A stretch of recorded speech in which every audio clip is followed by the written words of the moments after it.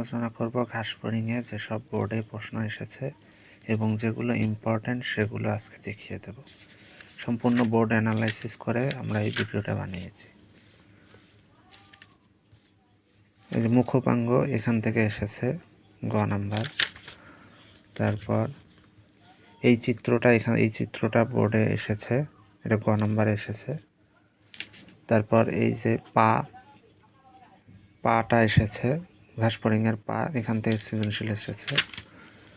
তারপর উদর থেকেও এসেছে।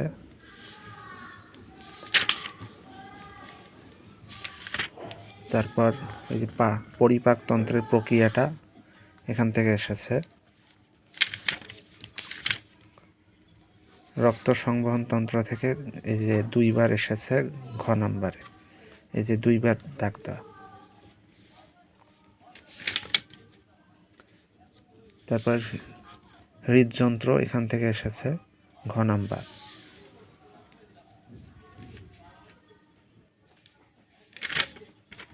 তারপর এই প্রক্রিয়াটা একটু দেখে রাখবেন, এটা কাজে লাগবে। তারপর এটা এসেছে ঘাসফড়িং ও মানুষের রক্ত সংবহন তন্ত্রের মধ্যে পার্থক্য, এটা ঘ নাম্বারে এসেছে বোর্ডে।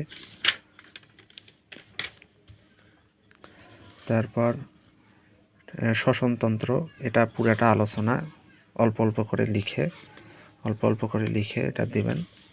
এটা এসেছে অনেক কয়বার, এই যে এতবার দাগানো আছে, এতবার এসেছে। তারপর ট্রাকিয়া, আলাদা করে ট্রাকিয়া এসেছে গ নাম্বারে। তারপর ট্রাকিওলও এসেছে, ট্রাকিওল গ নাম্বার এসেছে। তারপর শ্বসন প্রক্রিয়াটা এসেছে, শ্বসন প্রক্রিয়ার এই চিত্রটা এসেছে, এই চিত্রটা। তারপর এই শ্বসন প্রক্রিয়ায় যে শ্বাসরঞ্জকের ভূমিকা নেই বা রক্তের ভূমিকা নেই, এটা এসেছে। তারপরে মেলপিজিয়ান নালিকা, এটা এসেছে, একটু আলোচনাটা দিয়েছে। তারপর এই যে এটা চিত্রটা এসেছে। তারপরে রেচন পদ্ধতি, এই প্রক্রিয়াটা এসেছে, কিভাবে কি হয়েছে এটা এসেছে। তারপর এটা অনেক ইম্পর্ট্যান্ট, এই যে এই চিত্রটা, এখান থেকে চিত্র আট করা দিয়েছে।